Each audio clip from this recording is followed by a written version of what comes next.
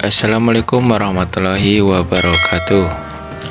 Sahabat petani Indonesia, kali ini kita akan membahas mengenai permasalahan pertanian di Indonesia dengan tema mengapa petani kecil sulit sejahtera. Sebelum membahasnya, dukung channel ini dengan like, komen, dan subscribe, serta klik loncengnya agar tidak ketinggalan informasi terbaru dari channel ini. Terima kasih yang telah subscribe. Dilansir dari radartegal.com, julukan negeri agraris bagi Indonesia tampaknya perlahan-lahan akan mulai luntur. Kondisi ini diperkuat dengan makin tergerusnya jumlah angkatan petani muda sebagai regenerasi pendorong pada sektor pertanian nasional.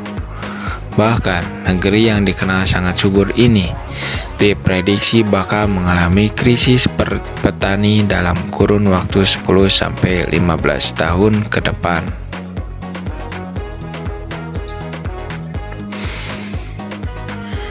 Ya, dalam 3 tahun belakangan ini saja, jumlah petani di Indonesia terus mengalami penurunan. Hal ini terjadi karena munculnya stigma di masyarakat kita bahwa profesi pertanian menjadi kurang menjanjikan. Hal itu mengakibatkan kaum muda ogah terjun jadi petani, dan tahun ke tahun jumlah petani semakin menurun. Hal itu terjadi karena mayoritas petani di Indonesia memiliki penguasaan lahan yang sangat sempit, bahkan di bawah 1 hektar. Selain itu, masih banyak faktor-faktor yang menjadikan hambatan mereka sulit untuk sejahtera, sehingga mereka para petani kecil sulit untuk berkembang dan perlu terobosan baru untuk mengatasi masalah ini.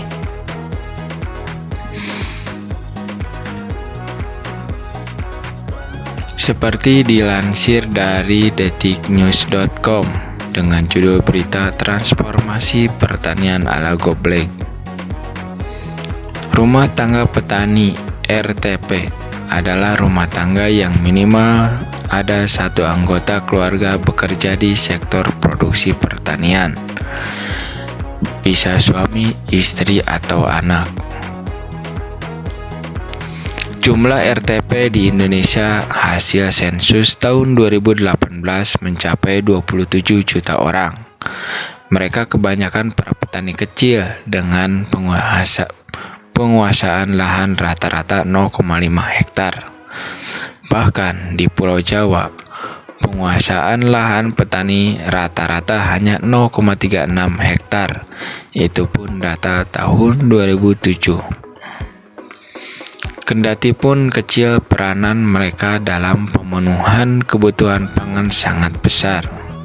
Merekalah yang selama ini memenuhi kebutuhan nasional, beras, jagung, sayur-sayuran, buah-buahan, dan sebagainya.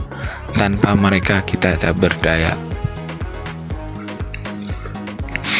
Mereka setiap bertani bukan karena bertani menguntungkan, bisa jadi karena tidak ada pilihan lain. Namun petani tetap mesti mendapatkan penghasilan yang wajar. Untuk bisa mendapatkan penghasilan yang wajar tadi, petani mesti memiliki lahan minimal 1 hektar sesuai rekomendasi para ekonomi pertanian. Itu pun hanya cukup untuk mendapatkan hasil setara garis kemiskinan. Lalu mengapa petani kecil sulit sejahtera? Kita bedah satu persatu permasalahannya. Alasan pertama, petani sangat bergantung pada input produksi yang meliputi benih, pupuk, obat hama penyakit, dan sebagainya. Semua kebutuhan tersebut mesti dibeli di pasar. Harganya fluktuatif, tiba-tiba bisa mahal. Bahkan ia mengalami kelangkaan seperti sering terjadi pada pupuk. Petani sama sekali tidak memiliki kuasa kendali atas input produksi tadi. Di sisi lain, kebutuhan pupuk dan obat-obatan kimia per satuan lahan luas lahan semakin meningkat, sebagaimana dampak dari penggunaan bahan-bahan kimia dalam waktu yang lama. Ia telah menyebabkan tanah miskin unsur hara, lingkungan tercemar, dan kemunculan ragam penyakit dan hama baru untuk meningkatkan resistensi mereka terhadap obat-obatan. Pada sisi yang sama, mereka telah kehilangan plasma nutfah alami akibat praktik pertanian monokultur, sehingga kemampuan mereka menyediakan benih sendiri semakin berat. Alasan yang kedua, praktik pertanian semacam itu telah menghasilkan produk pertanian yang mengandung residu bahan kimia yang berbahaya. Hal ini berdampak pada menurunnya kualitas kesehatan. Dewasa ini, ragam penyakit degeneratif banyak ditemukan di pedesaan. Hal itu tentu ada kaitannya dengan tercemarnya lingkungan dan produk-produk pertanian. Kemudian alasan yang ketiga adalah para petani tidak memiliki modal yang cukup. Pendapatan dari hasil panen hanya cukup untuk membayar pinjaman biaya produksi ke tengkulak. Mereka memilih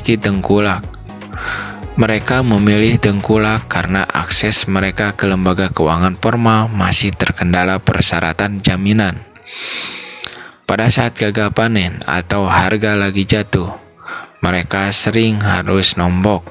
Ironis sekali. Persoalan lama yang tak kunjung ada solusi. Ragam skim pembiayaan lembaga perbankan sejatinya belum menyelesaikan persoalan permodalan petani kecil. Kemudian alasan yang keempat, petani sudah menderita penyakit serba instan. Mereka tidak mau repot-repot menyediakan benih, pupuk, obat-obatan, sarana produksi lainnya. Mereka korban penerapan revolusi hijau secara masif demi meningkatkan produksi dan mencapai swasembada beras. Target tercapai tetapi petani terkena dampaknya. Mereka kehilangan kemampuan memilih benih, menyediakan benih, membuat pupuk dan obat-obatan alami yang sejatinya mereka warisi secara tradisional, local knowledge dari leluhurnya. Itulah mengapa petani perlahan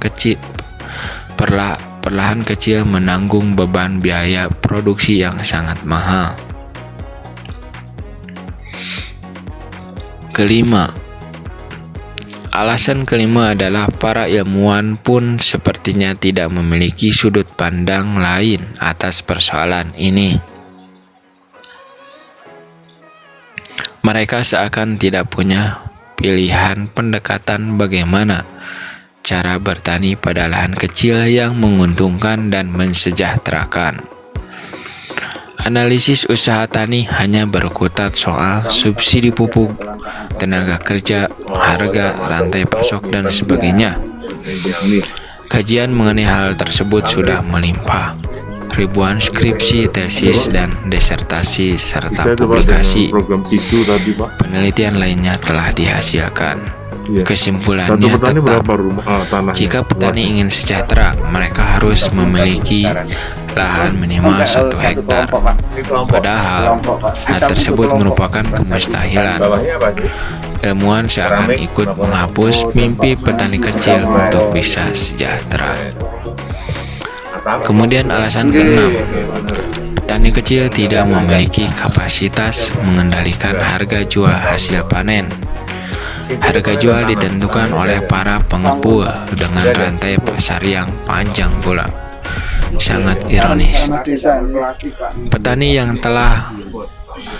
Petani yang lelah dan menanggung segenap resiko produksi, Namun pada saat panen harga ditentukan oleh pedagang sekaligus sebagai penikmat margin keuntungan besar. Kemudian alasan ketujuh, petani kecil masih menggunakan tenaga manusia, umpamanya dalam menyiram dan menyemprot hama. Padahal penggunaan tenaga manusia dalam pekerjaan tersebut sangat tidak efisien dan efektif. Itulah sahabat 7 alasan yang jadi penyebab petani kecil sulit sejahtera.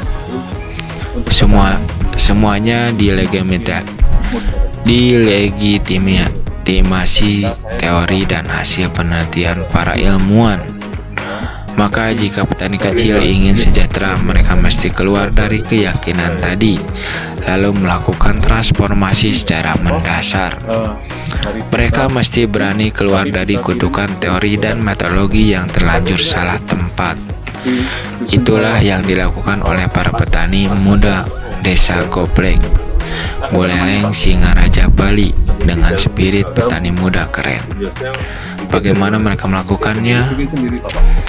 Jika penasaran, nantikan video selanjutnya akan membahas transformasi pertanian Desa Goblek. Terima kasih telah menonton video ini. Semoga bermanfaat. Kritik dan saran silakan tulis pada kolom komentar. Terima kasih. Wassalamualaikum warahmatullahi wabarakatuh.